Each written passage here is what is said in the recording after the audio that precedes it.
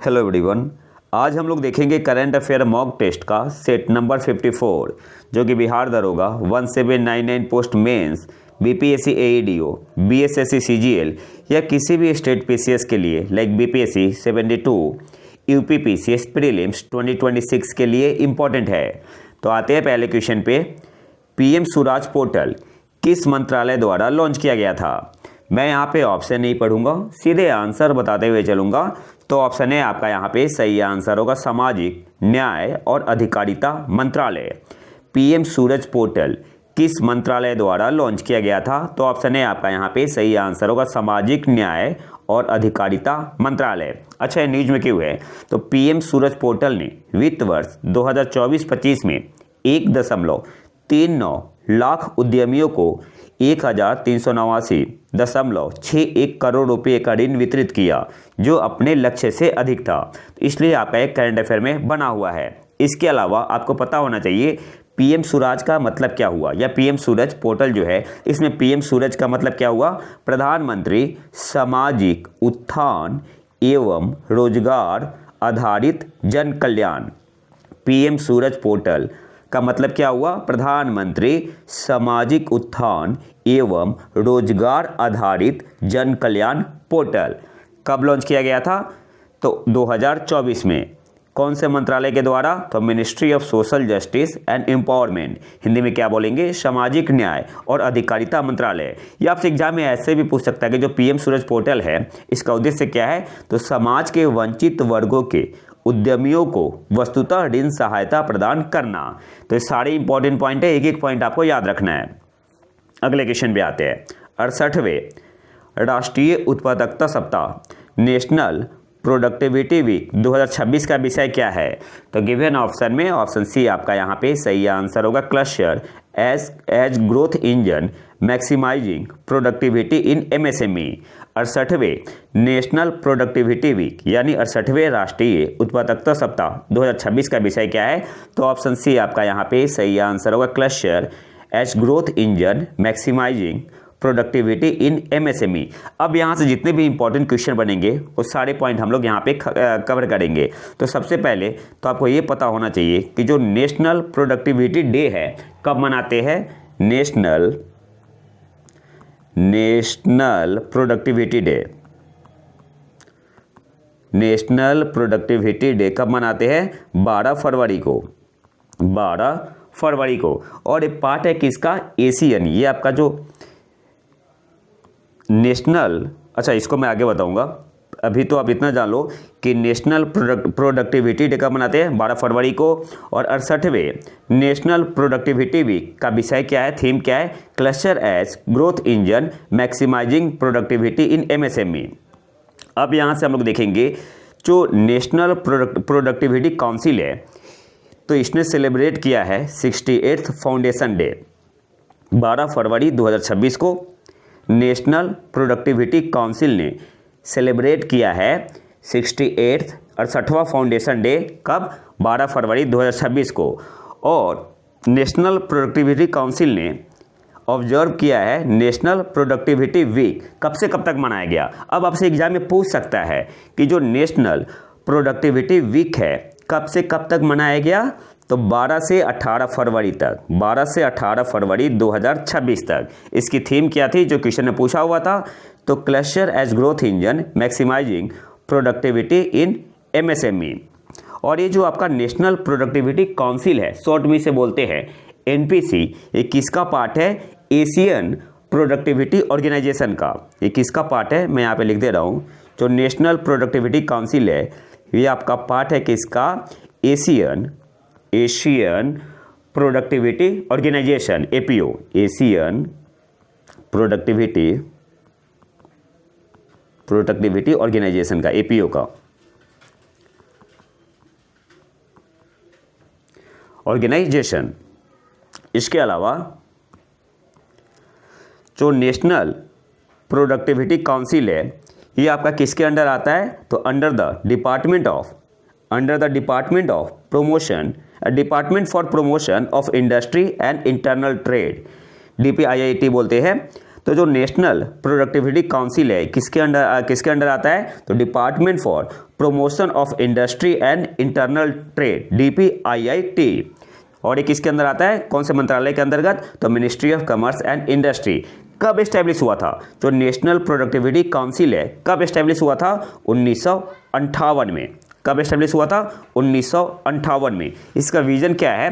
With the vision of becoming a knowledge leader in productivity and supporting the Indian economy in achieving global competitiveness while contributing to sustainable and inclusive socio economic development.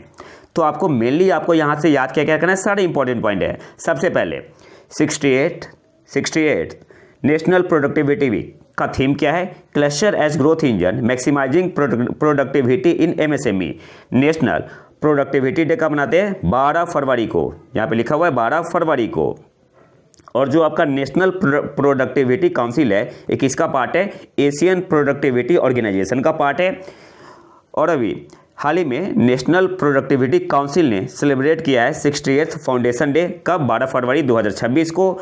और national productivity week कब से कब तक मनाया गया? राष्ट्रीय उत्पादकता सप्ताह। तो जो नेशनल प्रोडक्टिविटी वीक है ये 12 से 18 फरवरी 2026 तक मनाया गया। थीम क्या थी? तो cluster as growth engine maximising the productivity in MSME। और ये जो नेशनल प्रोडक्टिविटी काउंसिल है ये किसके अंडर आता है? Department of promotion of industry and internal trade. कौन से मंत्रालय के अंतर्गत? Ministry of commerce and industry. कब एस्टेब्लिश हुआ था NPC नेशनल प्रोडक्टिविटी काउंसिल? 1958 में। तो सारे इंपॉर्टेंट पॉइंट है, एक एक पॉइंट आपको याद रखना है। अगले क्वेश्चन पे आते हैं। और हाँ, PDF के लिए आप टेलीग्राम चैनल प्रतीक IQ करंट अफेयर न्यूज़ को ज्वाइन कर सकते हैं। मैं लिंक कमेंट बॉक्स में डाल दूंगा। अगले क्वेश्चन पे आते हैं। किम्बरली प्रोसेस जो हाल ही में खबरों में छाई रही इसका मुख्य उद्देश्य क्या है? तो ऑप्शन बी आपका यहाँ पे सही आंसर होगा, संघर्ष वाले हीरो के व्यापार को समाप्त करने के लिए। ऑप्शन बी आपका यहाँ पे सही आंसर होगा। अभी न्यूज में क्यों बना हुआ है किम्बरली प्रोसेस, इसे हम लोग थोड़ा डिटेल में देखेंगे। किम्बरली प्रोसेस की पूर्ण बैठक में भारत को 1 जनवरी 2026 से किम्बरली प्रक्रिया की अध्यक्षता संभालने के लिए चुना गया है, इसलिए आपका करंट अफेयर में बना हुआ है। और ये जो किम्बरली प्रोसेस है एक त्रिपक्षीय पहल है। देखो ये की पॉइंट है, UPSC स्टेट पीसेस पूछ सकती है कि द्विपक्षीय पहल है, स्टेटमेंट बेस्ड क्वेश्चन में त्रिपक्षीय पहल है, तो इसको आपको याद रखना है। किम्बरली प्रोसेस एक त्रिपक्षीय पहल है जिसमें सरकारें, अंतर्राष्ट्रीय हीरा उद्योग एवं नागरिक समाज शामिल है, जिसका उद्देश्य कच्चे हीरे के व्यापार को रोकना है। ये वे कच्चे हीरे हैं जिनका उपयोग विद्रोही समूह या उनके सहयोगी उन संघर्षों को वित्त पोषित करने के लिए करते हैं जो संयुक्त राष्ट्र सुरक्षा परिषद के प्रस्तावों में परिभाषित वैध सरकारों को कमजोर करते हैं। और यह तीसरी बार होगा जब भारत को किम्बरली प्रक्रिया की अध्यक्षता सौंपी गई है। ये थोड़ा पुराना न्यूज है, सौंपी गई। इसके अलावा एक पॉइंट और याद रखना है, 2025 में भारत इसका उपाध्यक्ष था। 2025 में भारत उपाध्यक्ष था। नेक्स्ट पॉइंट पे आते हैं। संयुक्त राष्ट्र के एक प्रस्ताव के अंतर्गत स्थापित किम्बरली प्रक्रिया प्रमाणन योजना 1 जनवरी 2003 को, याद रखना है, सब की पॉइंट है, 1 जनवरी 2003 को लागू हुई। कब से लागू हुई? तो 1 जनवरी 2003। तब से कच्चे हीरो के व्यापार पर अंकुश लगाने के लिए एक प्रभावी तंत्र के रूप में विकसित हुई है। किम्बरली प्रक्रिया में वर्तमान में कितने भागीदार देश हैं? तो 60 भागीदार है। 60 भागीदार है जिनमें यूरोपीय संघ और उसके सदस्य देशों को एक ही भागीदार माना जाता है। किम्बरली प्रोसेस के भागीदार मिलकर वैश्विक कच्चे हीरो के व्यापार के 99 यानी 99% से अधिक हिस्से पर कब्जा करते हैं, जिससे यह इस क्षेत्र को नियंत्रित करने वाले सबसे व्यापक अंतर्राष्ट्रीय तंत्र बन जाता है। तो सारे पॉइंट को हमने कवर कर लिया। अगले क्वेश्चन पे आते हैं और PDF में डाल दूंगा अपने टेलीग्राम चैनल प्रतीक IQ करंट अफेयर्स न्यूज़ पे।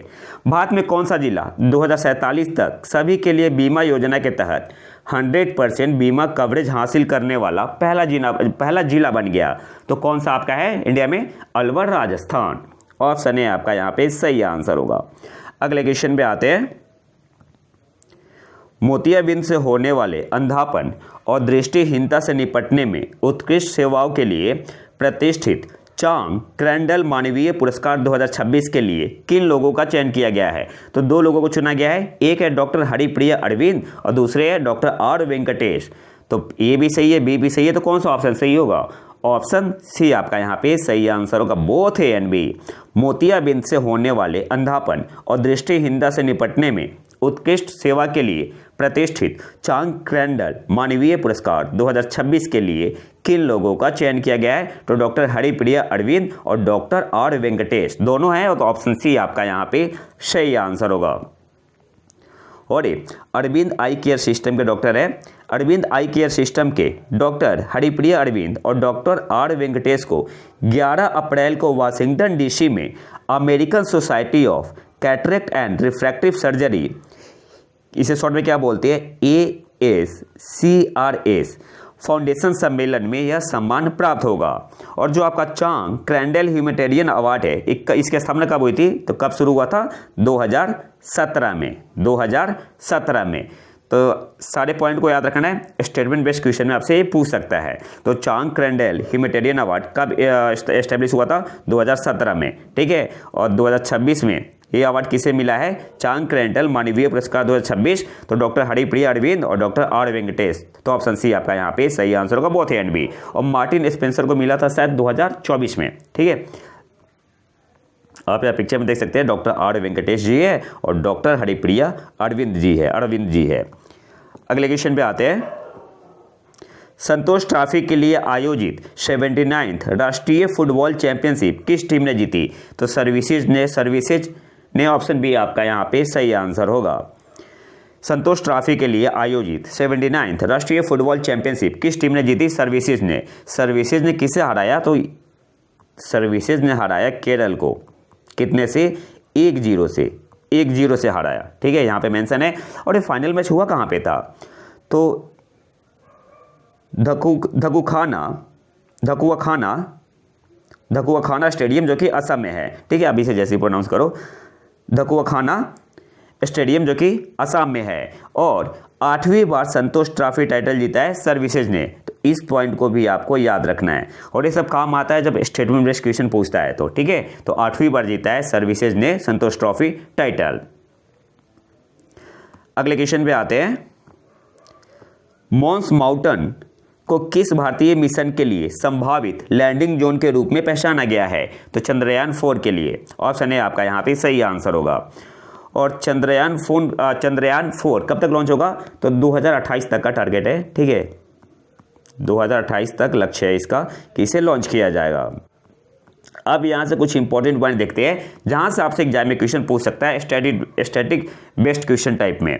तो सबसे पहले इसरो के अंतरिक्ष अनुप्रयोग केंद्र के वैज्ञानिकों ने भारत के पहले चंद्र नमूना वापसी mission lunar sample return mission, जिसका नाम है चंद्रयान 4 के लिए चंद्रमा के दक्षिणी ध्रुवीय क्षेत्र में मॉन्स माउंटन नामक एक लैंडिंग जोन की पहचान की है। देखो बोल क्या रहा है कि जो चंद्रयान 4 होगा तो लैंड कहाँ पे होगा? तो ये आपका दक्षिणी तो चंद्रमा का साउथ पोलर एरिया है, दक्षिणी ध्रुवीय क्षेत्र, तो वहाँ पे कहाँ पे होगा? मॉन्स माउंटन नामक एक लैंडिंग जोन की पहचान की गई है। अब ये मॉन्स माउंटन है क्या? आपसे एग्जाम में ऐसे भी पूछ सकता है कि मॉन्स माउंटन क्या है? तो यह चंद्रमा के दक्षिणी ध्रुव के पास स्थित लगभग 6000 मीटर ऊंचा पर्वत है। तो क्या है? पर्वत है। कहाँ पे? चंद्रमा के दक्षिणी ध्रुव के पास स्थित है। लगभग कितना हाइट कितनी है? तो लगभग 6000 मीटर ऊंचा पर्वत है। और यहाँ पे 4 जगह की पहचान की गई है जहाँ पे लैंड किया जाएगा, MM1, MM3, MM4 और MM5। तो इन चारों में सिलेक्ट किया गया है, MM4 को सिलेक्ट किया गया है कि यहाँ पे लैंडिंग होगी, ठीक है। इसका आधिकारिक नाम जो मॉन्स माउंटन है, इसका आधिकारिक नाम नासा की गणितज्ञ और कंप्यूटर प्रोग्रामर मेलवा रॉय माउंटन के नाम पर मॉन्स माउंटन रखा गया है। तो ये भी इम्पोर्टेंट है, ठीक है, ये भी इम्पोर्टेंट है, पूछ देगा कि किसके नाम पे रखा गया है। और जो चंद्रयान 4 है इसमें आपका क्या क्या है? प्रोपल्सन मॉड्यूल है, शॉर्ट में से बोलते हैं इसे PM, डिसेंडर मॉड्यूल है, DM शॉर्ट में बोलते हैं, एसेंडर मॉड्यूल है, शॉर्ट में से AM बोलते हैं, ट्रांसफर मॉड्यूल है, TM शॉर्ट में बोलते हैं, और री एंट्री मॉड्यूल है, शॉर्ट में से RM बोलते हैं। अच्छा, इंपॉर्टेंट क्यों है? तो आपसे एग्जाम में पूछ सकता है कि इनमें से कौन सा मॉड्यूल सॉफ्ट लैंड करेगा ऑन मून सरफेस? तो DM and AM combined stack will soft land on moon surface at the designated site. ठीक है, डीएम का मतलब क्या हुआ, डिसेंडर मॉड्यूल, एम का मतलब क्या हुआ, असेंडर मॉड्यूल। तो डिसेंडर असेंडर ऐसे याद रख लेना है कि दोनों आपका लैंड करेगा। अगले क्वेश्चन पे आते हैं, निम्नलिखित में से कौन सा कथन सही है। पहला क्या है, भारत चीन द्विपक्षीय व्यापार 2025 में 155.6 बिलियन अमेरिकी डॉलर तक पहुंच गया। बिल्कुल सही है। पिछले वर्ष की तुलना में 22% से अधिक की वृद्धि दर्ज की गई। गलत है, यहाँ पे 22 नहीं होगा, क्या होगा यहाँ पे 12 होगा, यहाँ पे होगा 12। तो पहला सही है, दूसरा गलत है। तो कौन सा ऑप्शन सही हो जाएगा, ऑप्शन है आपका यहाँ पे सही आंसर होगा ओनली 1। ठीक है, और इसके अलावा एक और पॉइंट याद रखना है, जो भारत का एक्सपोर्ट है टू चाइना, ये आपका ग्रीव हुआ है कितने परसेंट से, तो 9.7% से। ठीक है, अगले क्वेश्चन पे आते हैं, चक्र सेंटर ऑफ एक्सेलेंस की शुरुआत किस बैंक ने सनराइज सेक्टरों को वित्त पोषण प्रदान करने के लिए की है। चक्र सेंटर ऑफ एक्सेलेंस की शुरुआत किस बैंक ने सनराइज सेक्टरों को वित्त पोषण प्रदान करने के लिए की है, तो भारतीय state bank, SBI. Option D आपका यहाँ पे सही आंसर होगा।